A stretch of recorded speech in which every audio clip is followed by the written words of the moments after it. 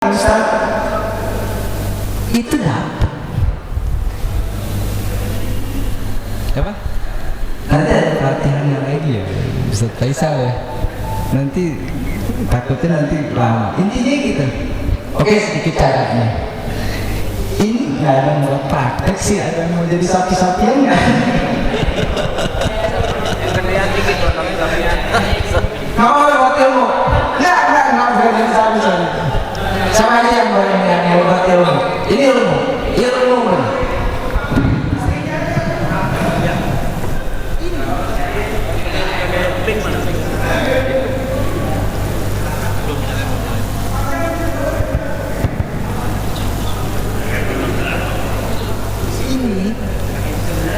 ini kalau posisi ini tuh lembek kan, kendor. Ini kan kendor kan, ya. Kebanyakan kasus jadi kita tarik ininya biar kencang, dalamnya masih kendor kan, iya kan? Itu sapi kalau dia kendor, posisi uratnya itu ada di dalam, jauh. Posisi urat itu ada di dalam, dekat tulang. Tapi kalau menafsir, diginiin, dia akan berpindah kemari. Nggak, bukan hanya itu, dia akan berpindah kemari. Berpindah ke apa? Nggak, ke semua. Kalau manusia tetap di sini. Ini cuman apa namanya? Ini uratnya ada di sini, itu berpindah, ngumpul di depan. Mukanya jaraknya sedikit, sebenarnya cukup. Hewan yang 1 ton kalau posisinya benar dia itu cuma segini jaraknya. Makanya dari kalau profesional 20 cm cukup sampai 1 ton dari sekali tarik, karena posisi uratnya itu udah ke atas deh, Kumpul ke sini. kumpul dan ke atas. Dari yang di sini, daging yang di sini berpindah dia di sini, di dangak di sini banyak disap ininya apa dagingnya kan, ininya apa maaf, dagingnya nih berpindah ke sini kan, di sini ada lagi nih. Mungkin yang benar yang harus diperhatikan, makanya ini penting. Pisau setajam apapun itu akan jadi masalah, akan lama prosesnya. Di saat ini udah diginiin, ini udah kenceng kan, ini udah kenceng banget. Dimiringin lagi dikit tuh, lebih kenceng nggak? Lebih kenceng nggak rasa? Allah. Nah itu lebih enak, pas aja. Karena dia itu kayak belah halus itu, urat-urat itu. Pernah makan bakso kan? Uratnya gigit aja gimana?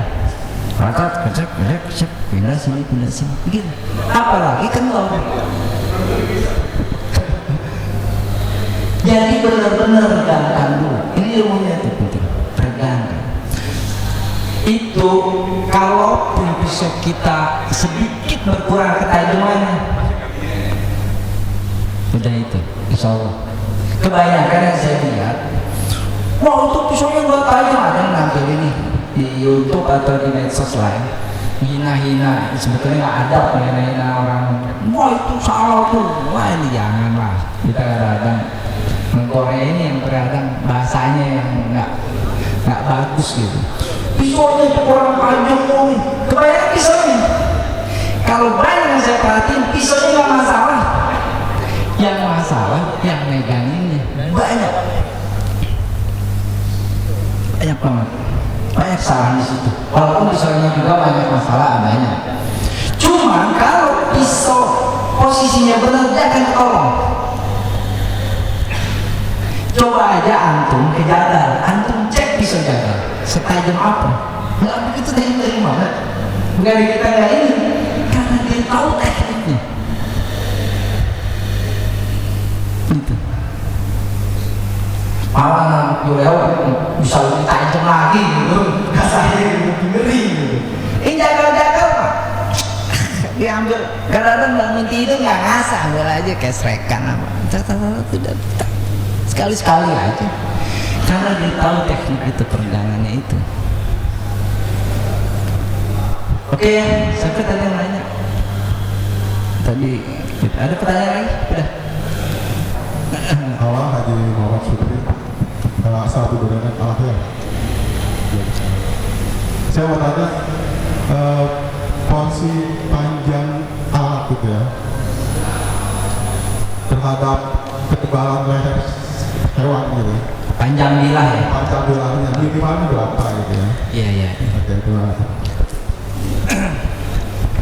Ini sebetulnya panjang bilah ini udah diatur sama mualim kita dulu, para asatidz, para ulama kita sebenarnya udah diatur. Tapi banyak juga yang sekarang melanggar gitu, yang akhirnya banyak kejadian juga. Belum jago-jago banget udah pakai pisau pendek. Sebetulnya ulama-ulama kita itu mungkin di Roblong sama di sini sama. Kalau di Roblong orang bawa pisau nih mau nyembelih suruh pulang.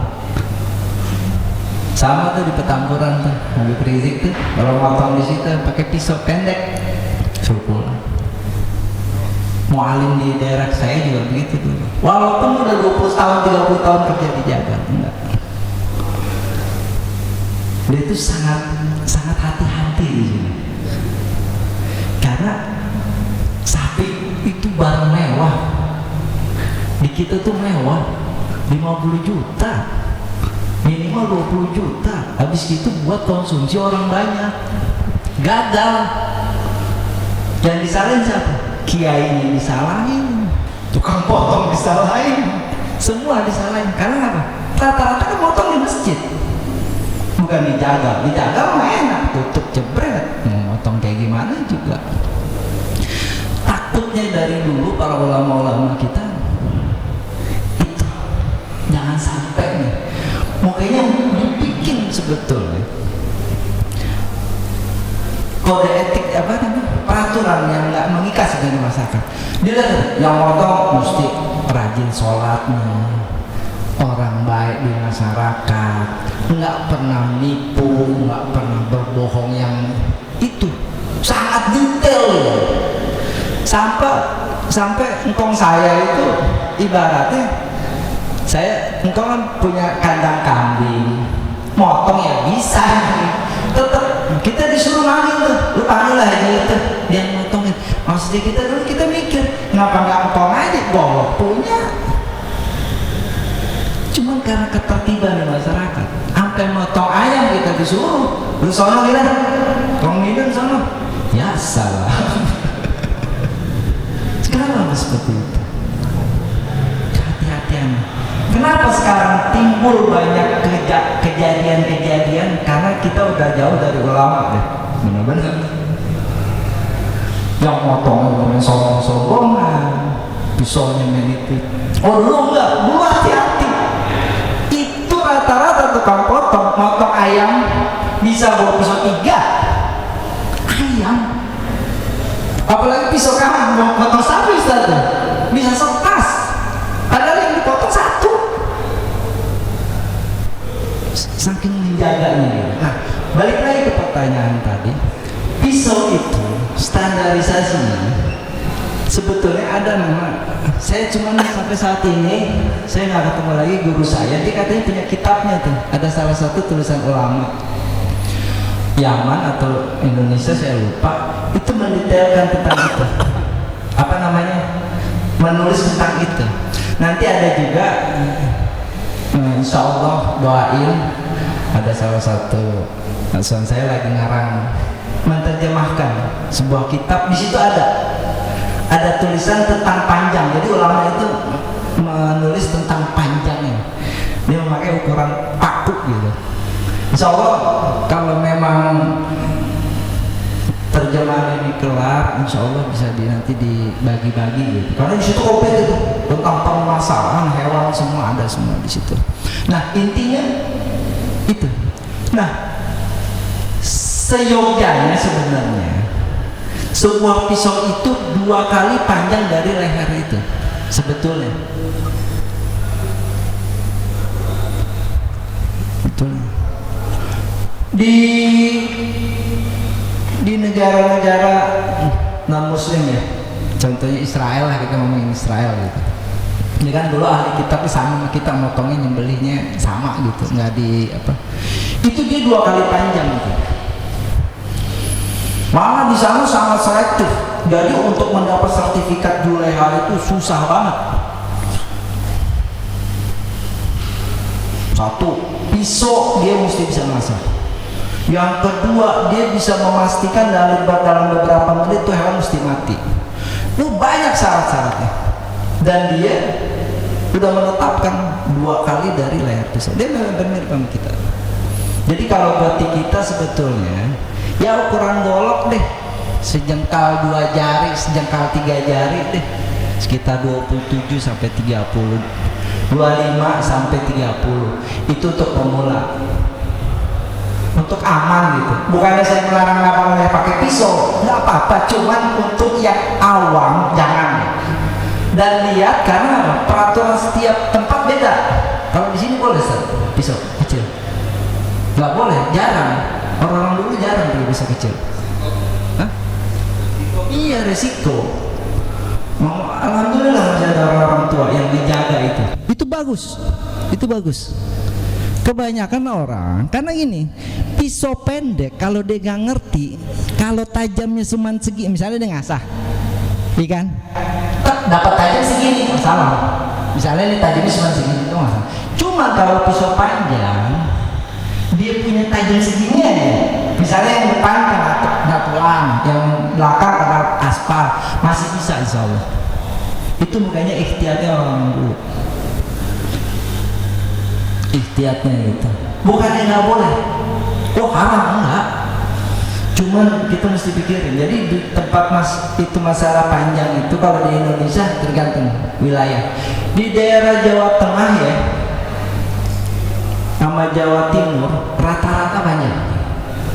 Di untuk pesantren rata-rata panjang. Malah Habib Lutfi itu kalau kemarin pesan itu 40 cm. 40 cm. Banyak orang pengurus NU itu pesannya panjang-panjang. 40, rata-rata 40, ada 50. Gitu. Sangat hati-hati mereka. Sangat hati-hati mereka. Cuman kita lihat standar 30 deh. Aman itu. Kalau bicara aman. Ada yang bilang pisau kecil lebih enak, bener. Powernya lebih gede. Cuman lihat resikonya juga gede. Kecuali timnya memang kalau orang juleha ini rata-rata udah biasa, udah expert ya. Udah apa? Tahu cara peredaman, tahu begini, tahu ketajaman. Itu nggak masalah. Tapi lihat dulu wilayahnya. Sering banget ini bentrok di masyarakat. Bentrok gitu. Maksudnya ustadznya jangan pakai enggak nih. Jadi kalau masalah panjang biasanya itu sih saran saya. Jadi nggak ada patokan. Tapi saran saya di atas 1 jengkal minimal. Di atas 1 jengkal. Jadi sekitar 25-an lah. 25-an. Udah ya? Ada yang tanya?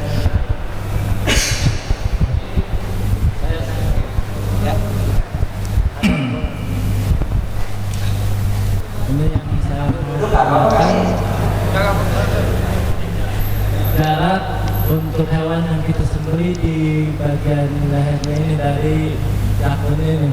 Untuk kambing berapa, untuk sapi atau kerbau juga berapa? Iya. Sebetulnya ini ada di Marhala 2 ya? Hah? Iya, nanti ada pelatihan di Marhala 2 ya.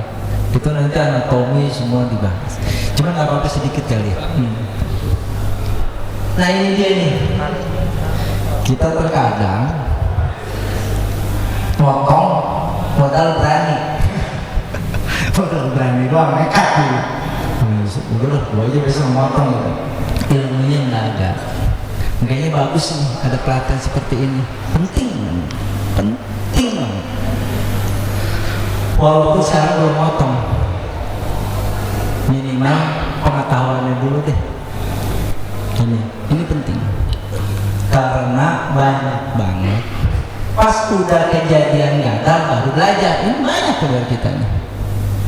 Udah ada kejadian sapi kabur, hewan kagak mempan, udah ada yang ditenang, baru nyari ilmunya. Ini banyak kita.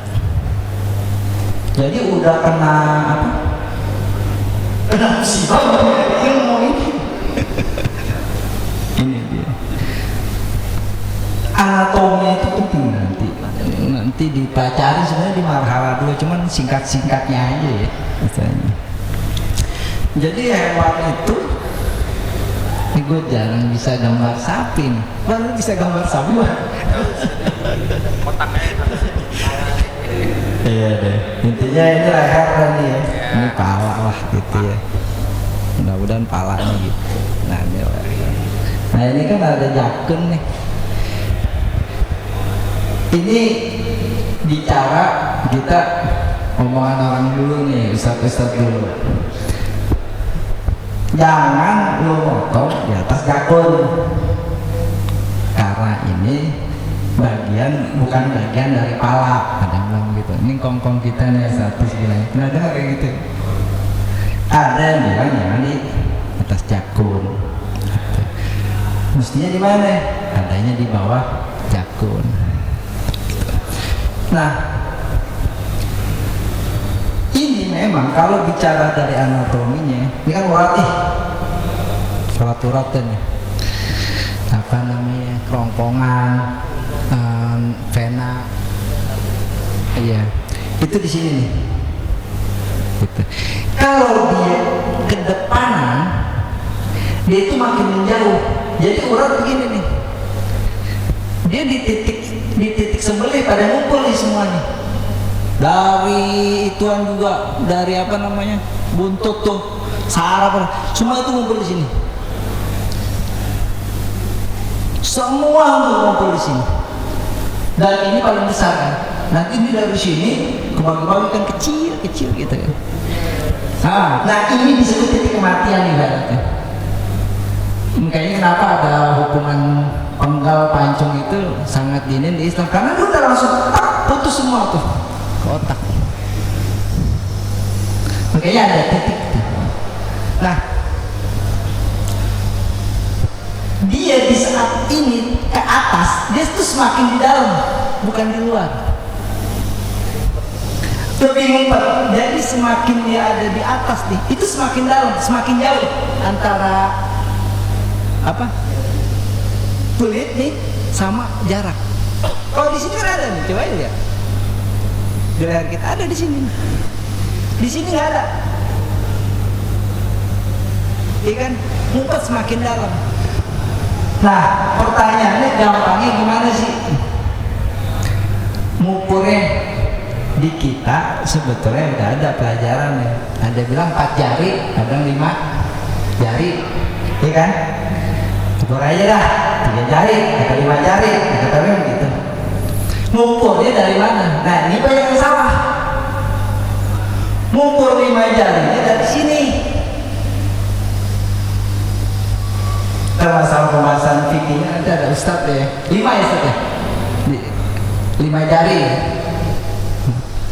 Ngukurnya dari sini. Nah ini salah nih. Kalau di sini masih ada di sini nih. Ngukurnya dari mana? Dari rahang terluar nih. Ini nih. Iya. Di sekarang orang masih dari sini. Kalau sapinya segede 1 ton masih di sininya. Biasanya pas tuh ada di sini nih. Turunin lah dikit gitu, ada di sini. Cuma permasalahannya, kenapa orang enak di sini? Di sini lebih lembut. Emang lebih enak kan tuh kalau mau sekali tarik itu ada di sini dekat pangkal ini. Cuma ngumpet dia. Ada di dalam kan, jaga-jaga rata-rata sini karena palanya kan buat dijual tuh. Kalau di sini kebanyakan dagingnya. Iya. Cuma matinya biasanya lebih cepat. Karena di sini orang paling gedenya, kalau selang tuh selang paling gede-gedenya gitu. Jadi kami nih. Gitu. Cuman rada susah di sini biasanya. Kalau di sini kan ngumpet ya. Ini lebih lembut gitu. Udah gitu aja. Ada paham kan dikit ya? Intinya gitu, nanti dibahas lagi tuh nanti.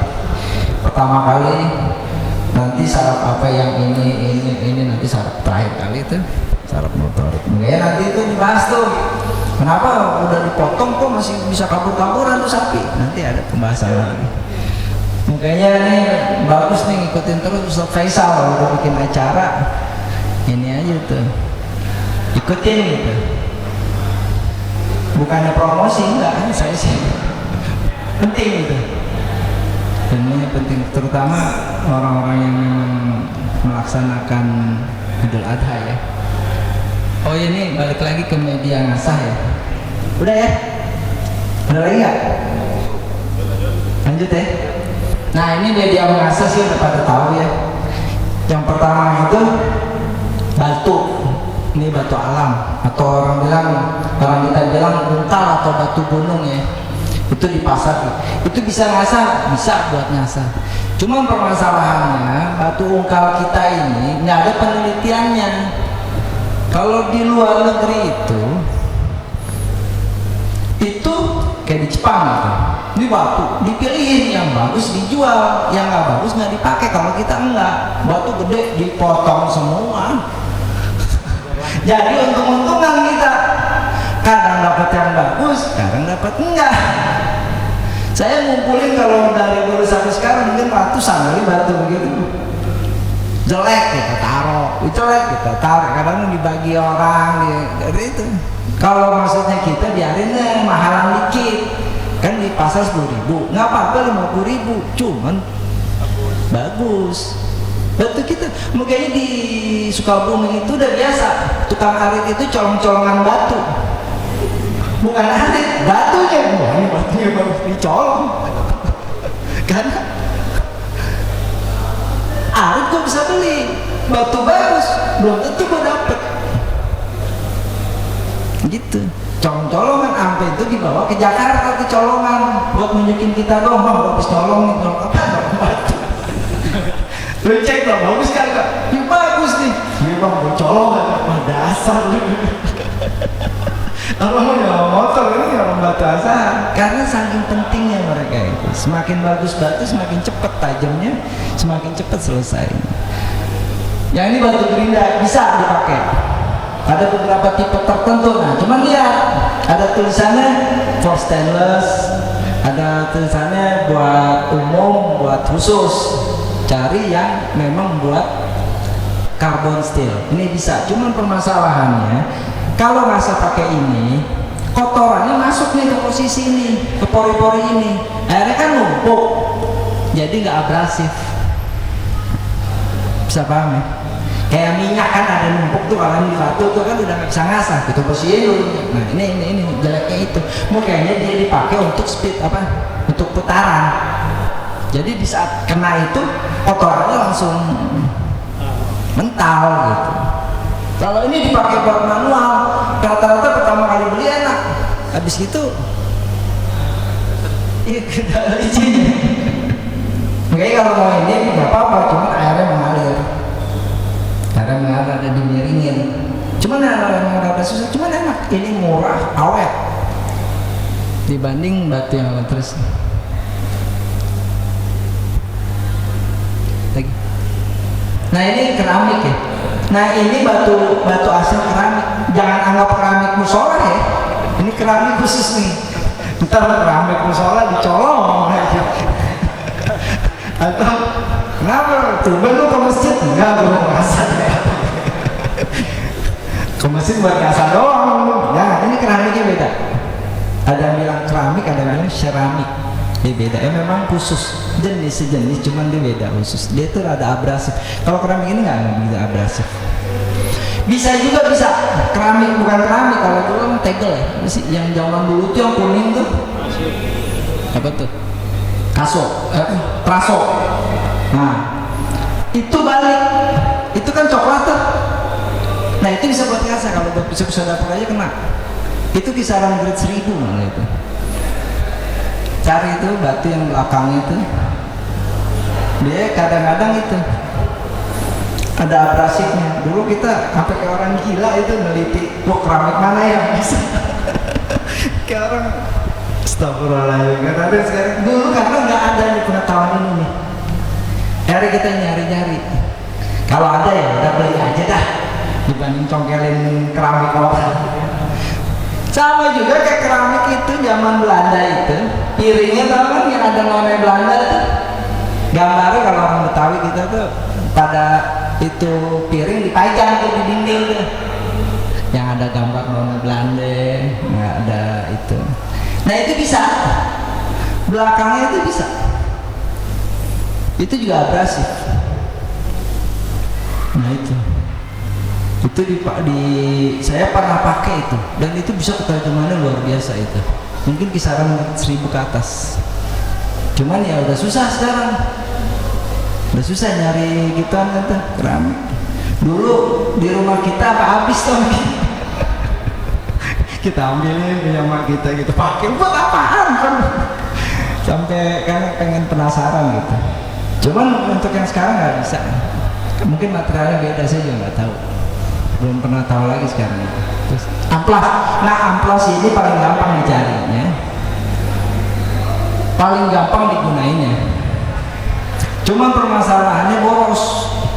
Beda sama batu. Kalau batu tahunan, kalau amplas kita amplas kayu aja langsung buang.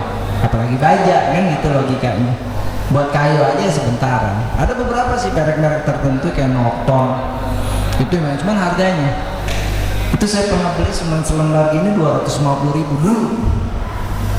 Merek US punya, awet memang, awet. Cuman ya tetap nggak seawet batu. Dulu andalan tuh, perusahaannya apa lupa saya itu. Ada salah satu amplas itu belakangnya padahal kertas gitu kayak model niken. Cuman nggak rontok-rontok gitu. Gitu. Sekarang barang-barang itu udah susah ya, dapat amplas bagus, batu bagus memang nggak ada susah. Cuman ini enaknya setelah ngasah kurang tajam, misalnya 400, wah pengen naikin nih, bisa 600, bisa 800. Nah bedanya itu. Next. Nah ini diamond ini batu asah diamond. Nah ini paling sakti nih, kalau untuk baja-baja yang keras nih, baja-baja super steel tuh, itu pakai ini di atas 65 HRC itu pakai ini, pakai yang lain sampai pinggang lu ngelengkung karena apa? Batunya habis, bajanya nggak mempan. Karena di atas kayak 70 HRC itu udah luar biasa, mesti putaran tinggi gitu. Kalau kita manual untuk 65 ke atas saya pakai BG itu bunyi doang sing nggak kemakan. Seri-seri HSS nggak kemakan, apalagi manual sampai tua, apalagi batunya biasa. Nah ini diciptakan ini untuk baja-baja ya yang kekerasannya tinggi gitu. Nah ini nggak perlu lah, kecuali antum sekalian punya jasa asah, boleh beli. Jadi bisa dibayangin O1 itu dulu, baja O1 ya. Itu dulu saya pakai batu biasa nih, itu 6 hari baru tajam. Itu setiap hari tajam. Batu yang tadi grade tadi mana tuh? Yang itu, yang grade itu yang terakhir, lanjut itu lagi. Terus ya ini model-model yang begini nih sebetulnya mesti ditutup nih merek. Batu yang begini perbedaannya saya 3-4 jam bahkan 5 jam deh, bisa bayangin seminggu apa cuma berapa jam. Diamond yang tadi hitungan menit gitu. Jadi sekarang itu udah di teknologinya itu. Dulu saya pakai ngasap golok itu seminggu kadang belum rapi gitu, batu-batu gini. Sekarang batu gini, bandar-bandar begini, sehari saya sanggup tuh 20-30 sanggup masih 20 deh sanggup gitu. Maksudnya bukannya kita jaga, bukan, ini batunya karena bagusnya, banyak terusnya. Cuman ini ada resenya juga, gampang habisnya. Kita suruh beli terus. Rese ini memang Jepang ini nih, batu-batu yang model-model begini nih. Kalau batu gunung kan tahunan, asal jangan hilang aja masih ini. Pokoknya gimana dia nih? Kita mendingan hilang duit dengan hilang batu kadang-kadang. Cuman duitnya cuma 50.000 langsung 5 juta ya maksudnya terkadang gitu. Nah ini nih, cuman kalau masjid mau beli ini cari tukang yang benar bisa ini cepet, cuman jangan dipinjemin lah. Ya udah wassalam. Nah ini rekomendasi saya, termasuk saya anggap rekomendasi walaupun ada di atas dia, ini udah cukup gampang dicarinya. Nah ini rekomendasi, cuman ini mesti ngerti juga perawatannya, cara pakainya. Awas, kalau nggak cara pakainya ini kebuang nih. Oh iya, saya jelasin lagi sedikit. Ada di Waterstone sama Oilstone di situ nggak ya? Lanjut ya dulu. Oh nggak ada ini. Ini ada sedikit sedikit tips dari saya, bukan tips apa nah? Lupa saya tadi ngeliatin. Batu itu ada Oilstone, ada Waterstone atau Whetstone, ya kan? Bahasa gampangnya gini dah, ada batu minyak sama batu air, ya. Ini lihat dulu, kalau caranya gimana? Ini kalau salah kan, oh salah, antum nggak kelar. Banyak orang nganggapnya, insyaallah nih batu gue jelek. Terkadang kesalahan ketidakpengetahuan dia. Dia salah, dia nggak tahu ini penggunaannya. Kalau batu minyak, antum baru beli batu nih, apa aja? Antum rendam di air, dia nggak keluar gelembung nih, nggak nyerap air, itu batu minyak, boleh dipakai minyak. Ngasahnya nih maksudnya, boleh pakai minyak. Saya jelasin lagi ya. Cek dulu batu baru beli nih, cek di air. Kalau dia yang ngeluarin gelembung, dia boleh diasah pakai air, pakai minyak. Kalau batu minyak boleh diasah pakai air, boleh diasah pakai minyak. Kalau Oilstone. Tapi kalau kita rendam, dia keluar gelembung itu nyerap air, berarti dia batu air, Waterstone. Bisa pak? Kalau batu air jangan sekali-sekali ngasah pakai minyak, udah wassalam. Paham nggak? Kalau saya ulangi lagi deh, biar gampang di awalnya saya ini. Kalau batu antum rendam, dia keluar buih tuh, kayak nyerap air tuh, kayak batu capanda tuh, jangan dipakai dulu, sebelumnya itu hilang gelembungnya, karena dia ngisi air dulu. Di saat dia udah penuh air, pas kita ngasih kan ada kotoran itu nggak masuk ke dalam, fungsinya itu. Jadi dia gelembung air dulu, jadi di saat kita ngasih kan ada kotoran, dia nggak masuk ke dalam, hanya ada di Tapi kalau antum nggak rendam dulu, antum ngasah, tuh kotoran masuk ke dalam. Apalagi itu bisa ada minyak-minyaknya apa masuk ke dalam. Rendam dulu sampai tudungnya hilang, baru sampai kita tetesin air tuh. Ini air. Bang, dulu bang. Maaf bang, buka dik. Ada cirinya.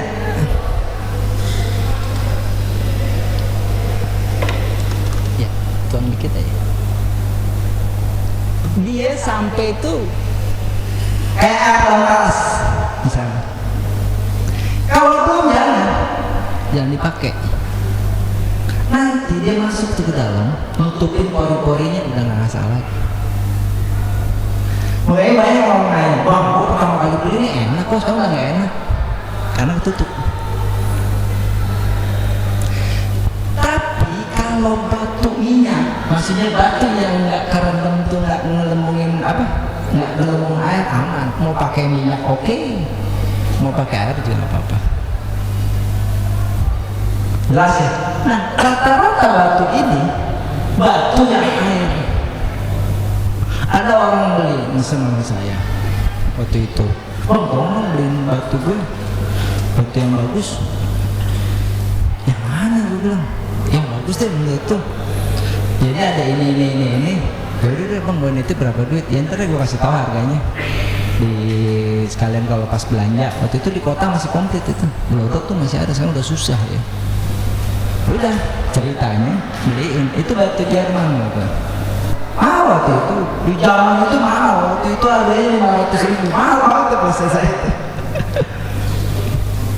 Iya mahal banget itu. Kayaknya sayang gitu karena perbandingan ini biasa kita beli batu yang goceng dulu. Di zaman itu goceng ke 500.000 karena saya pernah kenal gitu dulu. Dikasih tuh beli dia. Nah dia beli, saya bilang bagus sih beli. Lupa saya ngomongin itu dan dia mau orangnya mohon maaf saya tahu gitu. Lu bisa ini terundang dipakai minyak keisep sama minyak. Iya karena mau minyak itu kan dia di suku pakai mani biasa ngasih pakai minyak lagi udah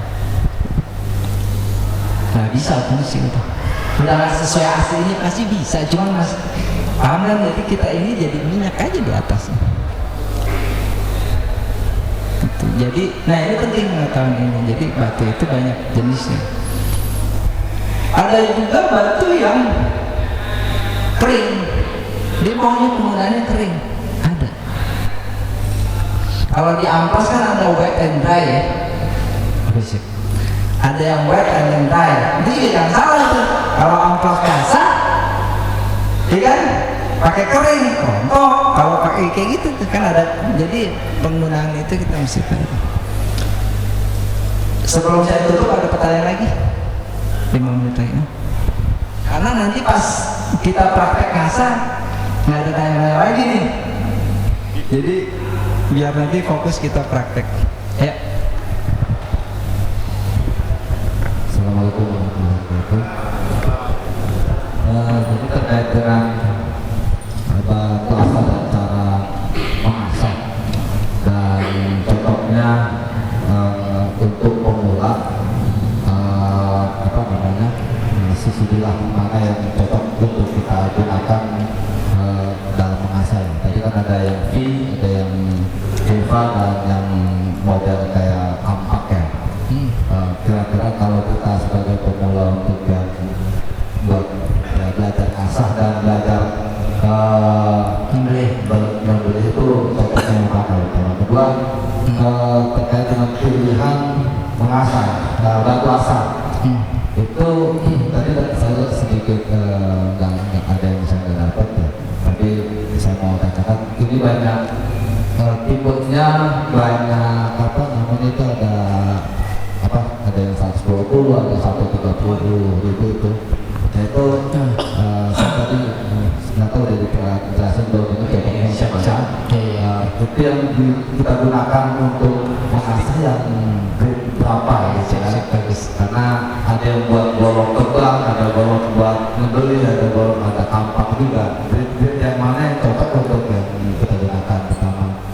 Selanjutnya adalah saya pernah ngasah itu ya tadi Dicatat tajam misalnya atau tajamnya sebelah belakang karena saya nggak tahu ya ternyata memang ada yang dibentuk tajam sebelah ada yang dibentuk V ada yang dibentuk juga yang cuma tengahnya doang gitu. Iya. Nah itu mau nanti untuk idealnya masak itu berapa lama dan kalau kita misalnya V itu atau yang lainnya bolak-baliknya seperti apa? Oke sip Kayak gitu. Mungkin itu aja dulu. Terima kasih. Antum catat deh itunya. Tadi ada jawab dulu deh ini takut nanti kelupaan. Pertanyaan pertama tadi masalah kalau untuk pemula masanya tipe apa kan gitu. Nah nanti saya akan jelasin. Jadi untuk pemula itu sebetulnya bukan nggak apa-apa model tadi itu. Cuman yang jadi masalah nanti derajat asahnya. Gitu. Jadi tadi saya tipe asahnya. Nanti akan penjelasan nanti kita akan derajat seberapa sih atau seberapa tinggi sih ngasah yang bagus ideal gitu, tingginya ya, paham kan apa derajat asahnya, angelnya itu. Jadi nanti saya akan bahas di sana aja. Nah untuk pertanyaan yang kedua masalah batu grit, nah ini mirip kayak amplas. Jadi amplas 100, amplas 300 itu mirip. Jadi kalau ini sama kayak amplas. Cuma permasalahannya nggak semua kita mesti beli. Ya kecuali duitnya lebih. Cuma saya nggak saranin. Sama kayak amplas. Kalau amplas kayu itu pertama 60, 120 atau langsung ke 240, langsung 400 udah finish. Kalau kita biasa main handle loh, masa udah 400. Karena kenapa? Pori-pori kayu, lu misalnya kayak gini nih, kayu ini nih, kita sampai 2000 juga sama. Orang sakit gede, pori-porinya gede, bisa paham nggak misalnya? Kekerasannya cuma segini, 400 sampai 2000 sama aja, paling kilap-kilap dikit gitu. Maksudnya nggak apa? Bisa ini kan digambarin gitu. Makanya amplas kayu itu jarang sampai 2000 kecuali emang kayu keras ya, kayu memang bagus gitu. Jarang, paling 1000-an kalau amplas kayu itu. Paling top 2000 untuk amplas kayu. Cuman untuk amplas apa buat baja itu, apalagi diamond itu sampai puluhan ribu bahkan. Ada yang grade 10.000 untuk diamond tuh, karena kekerasannya memungkinkan gitu. Semakin tinggi dia apa sih grade-nya itu makin kilaunya kan. Malah udah sifatnya powder dia, jadi kayak apa serbuk intan gitu. 30.000 memang. Pernah saya dapat itu US punya 50.000 waktu itu grade-nya. Itu dia nempelin amplasnya bukan kertas lagi, karena kertas di saat kena media itu jadi cacat lagi. Dia nempelinnya di bahannya halus bener. Karena kalau di kertas itu mesti sampai 2000 doang, sampai 3000 lah. Tapi kalau di atasnya lagi itu nanti kalau partikel itunya habis kena apa? Kena kertasnya lebih cacat lagi gitu. Bisa 3000 bisa jadi 1000 lagi gitu. Makanya ini pakai bahan khusus itu. Kayak apa ya? Apalah? Kayak sutra ya mungkin. Apa? Halus gitu. Diaurin amplas gitu. Oke. Apa lagi tuh? Terakhir.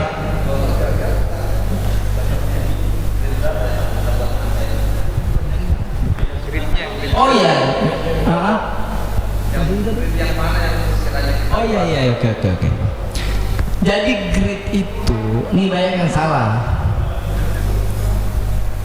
Kekerasan tadi ya, semakin keras sebuah pisau dan semakin partikelnya itu padat lah gampangnya ya. Sebetulnya ada istilah itu bisa diasah setinggi mungkin gritnya. Antum bisa bayangin nggak?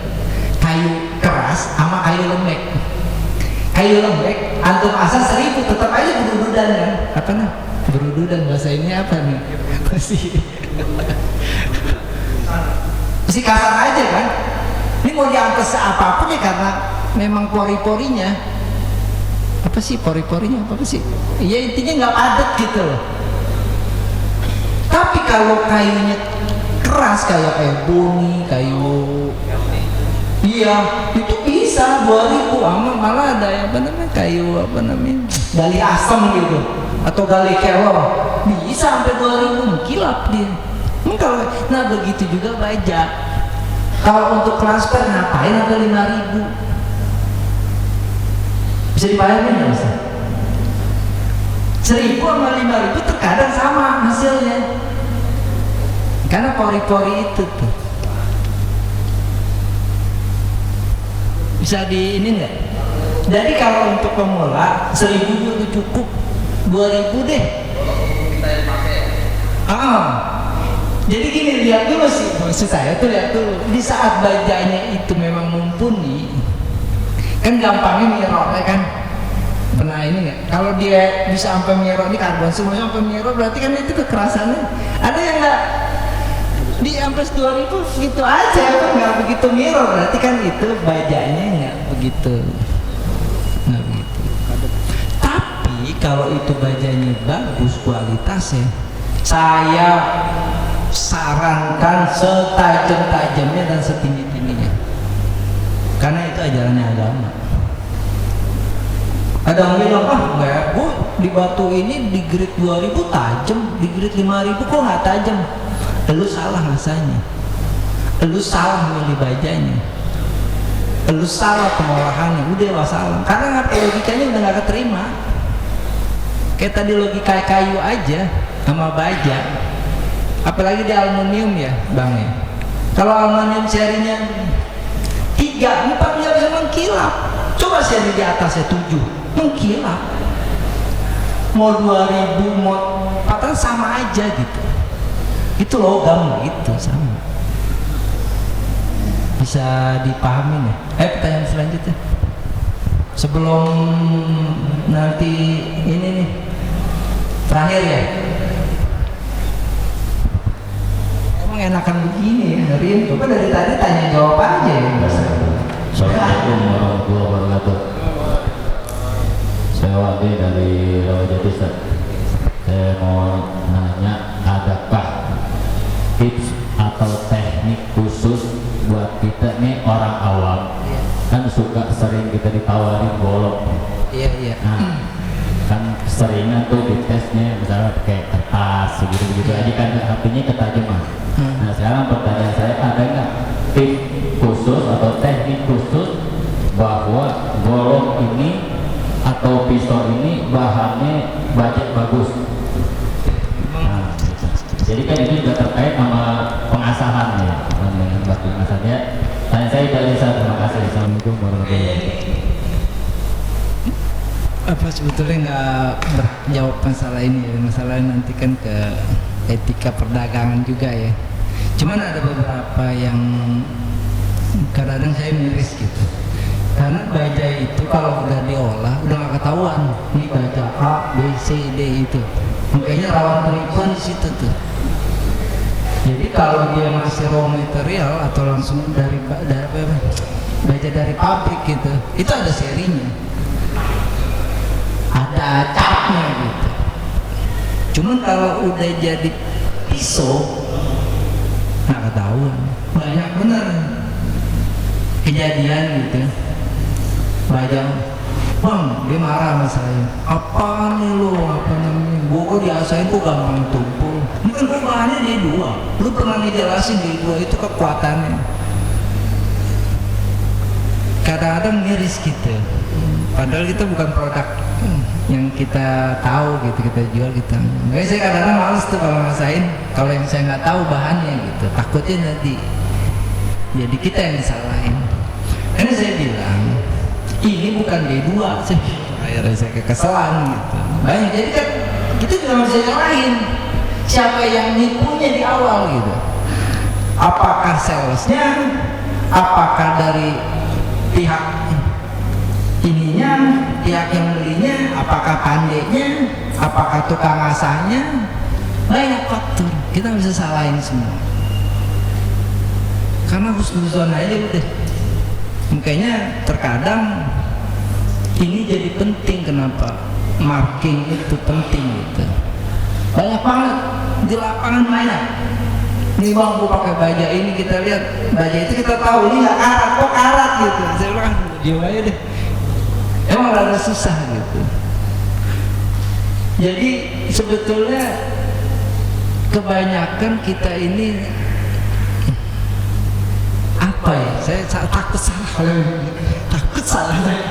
Beneran. Takut saya. Atau takut kita malah berpendapat yang benar atau ini ngeri. Ini ada pembahasan khusus di kali ini. Bisa nggak seseorang itu mengetahui itu baju bagus apa enggak? Itu bisa. Bisa. Cara simpelnya apa? Antum bisa ngasah. Itu yang ngejual akan ketipu deh. Apa namanya? Ketahuan antum. Dia penipu apa bukan? Itu minimal. Antum akan tahu ini pisau bagus apa enggak. Maksudnya gini, kadang-kadang, wah ini golok gua bisa buat membunuh naga misalnya gitu. Atau ini pisau gue gak akan diasah-asah selamanya. Waduh, ini kalian banyak. Itu bisa kita buktiin. Kalau kita ngasahnya di batu yang sederhana pandai ini cepat, udah deh, nggak usah dipercaya deh bahannya itu. Makanya rata-rata pedagang-pedagang meja itu atau pedagang pisau itu ngeri orang yang ngerti pisau. Apa tukang jago ngasah. Apalagi ketemu orang tua, ini jelek nih. Dulu kita nggak paham masih kecil. Ini kongkong so tau banget. Karena ternyata dia ngerasain kalau cepet diasah berarti apa? Cepet tumpul. Kan gampangnya gitu. Ini untuk sederhananya. Segampang apa? Itu ada cara. Kalau antara 5 sampai 10 menit tajam, 5 menit ya misalnya tajam, ya itu berarti kekuatannya itu kan ketahuan. Cuman kalau 10-15 menit itu baru tajam gitu. Cuman beda-beda batu beda ya. Maksudnya gitu. Dia biasanya nih pakai batu ungkarnya dia. Kalau gua asal sampai sejam aja gua cakep nih. Gitu ada yang patokan. Ada patokan gitu. Cuman kalau sebentar tajam, mukanya yang paling kita mesti kuasain ilmu ngasah ini. Ketahuan tuh. Nanti lama-lama tuh tahu tuh. Kalau dia dua bisa begini rasanya. Kalau begini. Cuman nggak ngerti baca. Cuman minimal kita tahu nih kayaknya. Malah guru saya lebih sakti lagi. Itu saya sampai sekarang nggak masuk akal saya. Itu setiap baca dipegang doang dia tahu. Cuman rasanya dibilang bukan karbon. Dipegang doang. Ini kadar bajanya 60% nih, 45%. Itu tepat. Saya bingung. Memang ada pelajaran warna itu beda-beda itu.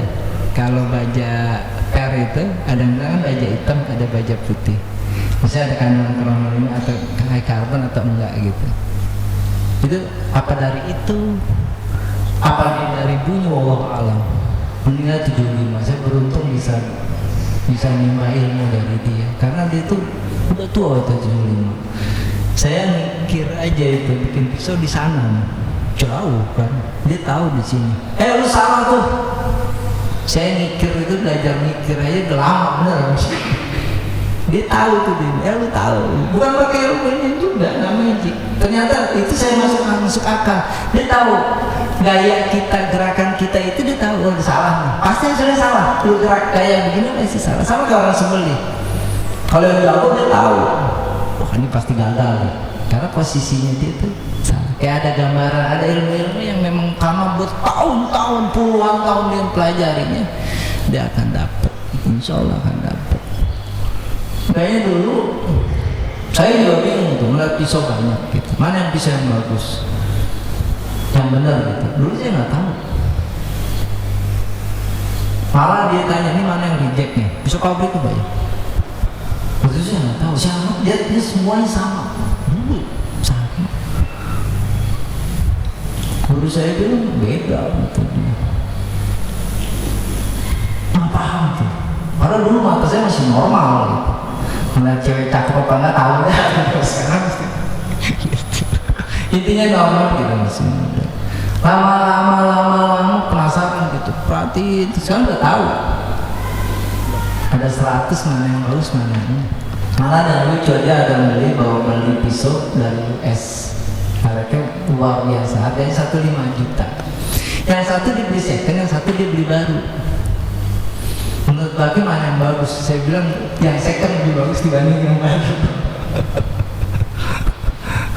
Itu nanti ada pelajarannya, kita melihat dari apa namanya. Jadi sama juga di pabrik baja ya, sparking test kan itu sulit kan kalau yang nggak biasa. Jadi baja di trot ada kembang apinya itu. Nah ini baja ini kan gitu biasanya. Itu kalau pengalaman, kadang dia melatih terus. Cuma kalau ditanya, ini kandungannya apa aja? Kadang bingung juga. Kenapa api begini keluar warna ini? Kenapa? Nah itu dia bingung juga. Padahal itu ada ilmu tersendiri kayak gitu. Udah ya? Insya Allah kita lanjut kan nih? Ngasah? Apa udah? Cukup?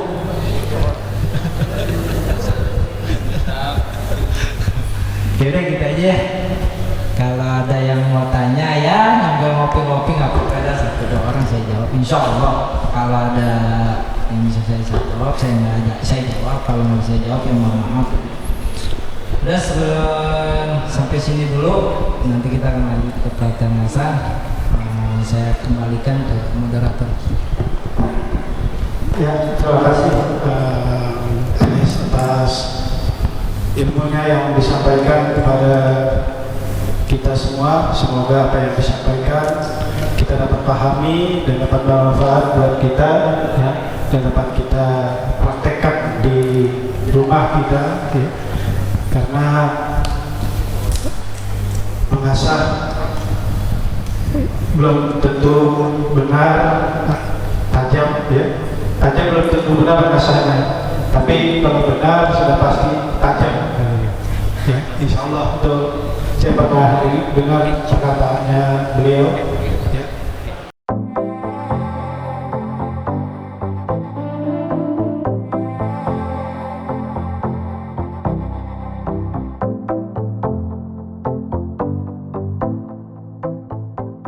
Kalau udah kena gesekan itu. Iya. Kalau masih tebal kan nggak akan mungkin keluar. Sampai dia udah satu sisi derajat, pasti dia akan habis. Iya. Iya. Paham ya? Umur itu besi yang dari bawah kayak kata. Iya. Kalau tebal kan begini masih terus. Oh jadi itu udah hilang ya? Iya. Intinya sampai sisi dulu. Nanti sisi ke jalan. Nah, ini kita pegang gitu, burnya nggak hilang.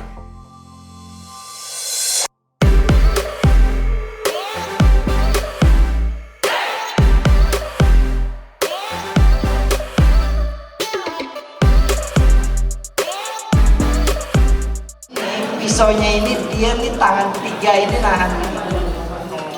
Kenapa kalau begini? Ketekanannya ini beda-beda. Biasanya lebih gede yang ini dibanding ini. Makanya banyak kan orang asah. Ini jok di sini. Karena kayak enak kalau begini itu tekanannya itu lebih gede di sini. Bebannya. Jadi gini aja. Sekali-sekali nggak apa-apa. Atau begini juga nggak apa-apa. Cuman pelan-pelan aja.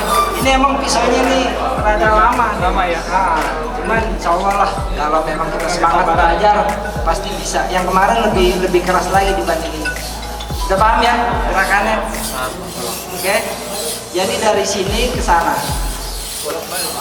Nanti aja satu, jangan bolak-balik. Saya bilang satu sisi aja. Sampai ketemu tadi apa? Yang penting maju mundur aja kan. Bebas, intinya nih tekanannya aja.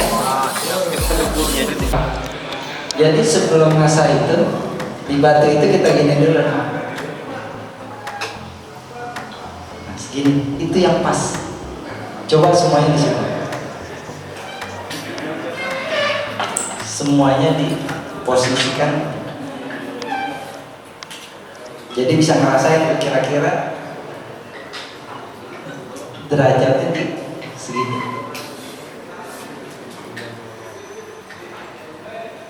Udah pada paham?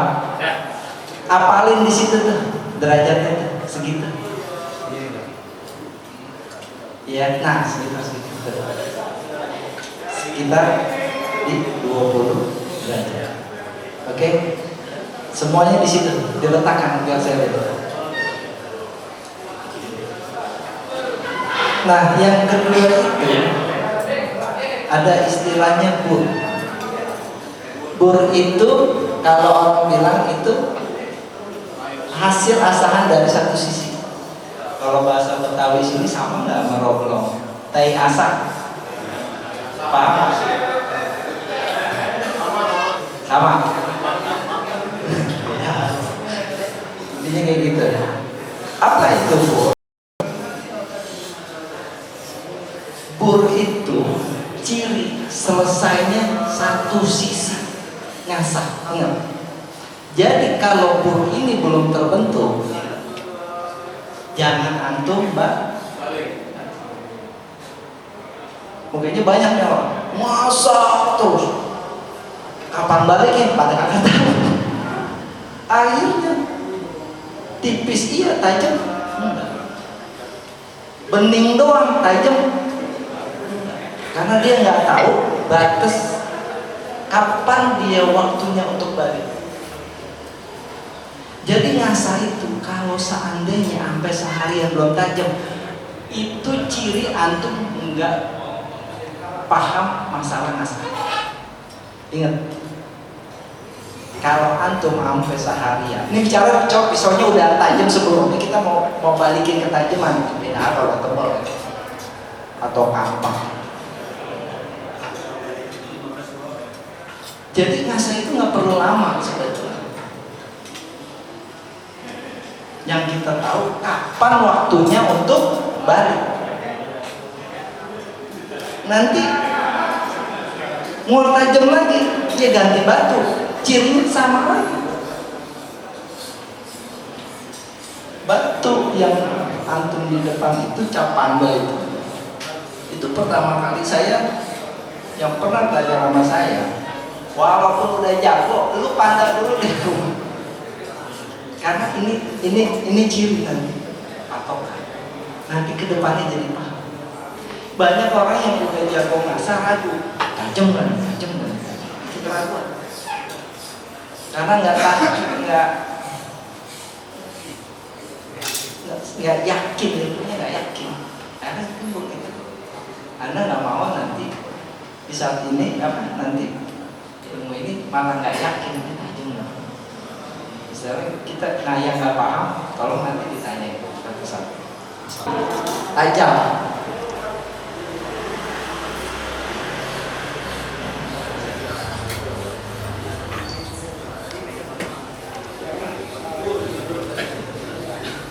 Ini pisau yang tajam, iya kan?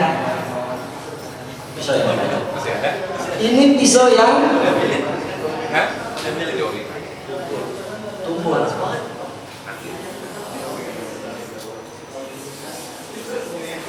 Bagaimana supaya ini bisa tajam? Caranya, ini kan titik nih, iya kan?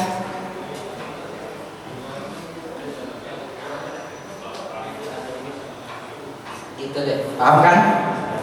Jadi mana yang kita buang? Ingat ya, lihat ya, berat banget.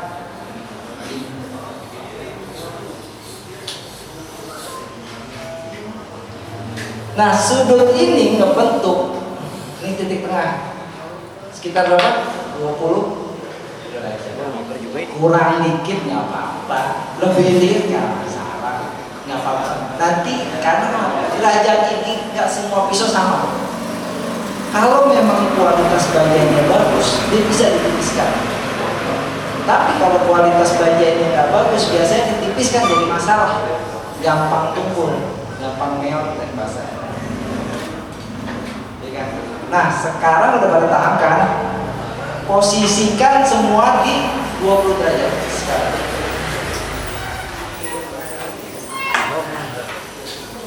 Udah? Nah, ada pertanyaan, gerakannya gimana? Ke depan terus, apa ke belakang terus, apa bolak balik? Itu kan yang jadi pertanyaan.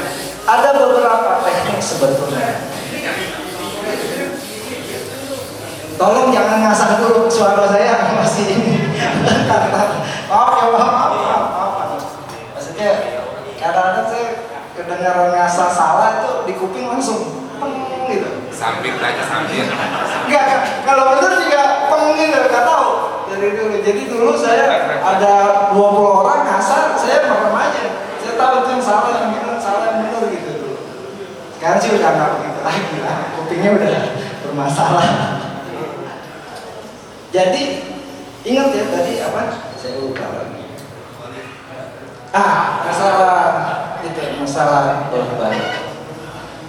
Sebetulnya yang bagus itu tidak boleh matanya tajam itu ke arah kita sebetulnya.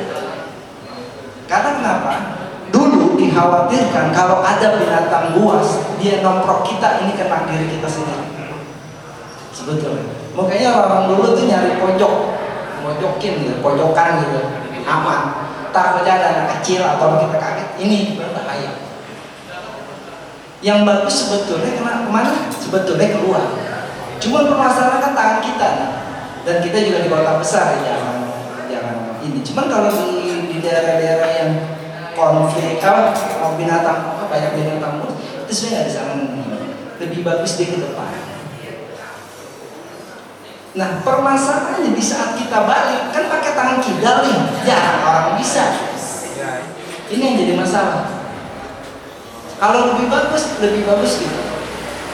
Lebih saya sarankan matanya itu ke sana. Jangan madep ke kita, madep ke sana. Bicara wilayah konflik atau apa itu bahaya gitu maksudnya. Cuman ya emang ini bukan kita itu lebih bagus. Cuman begini juga nggak masalah. Yang saya ajarin sekarang begini aja deh. Karena orang Indonesia kidalnya rata-rata mati. Maksudnya jarang yang bisa.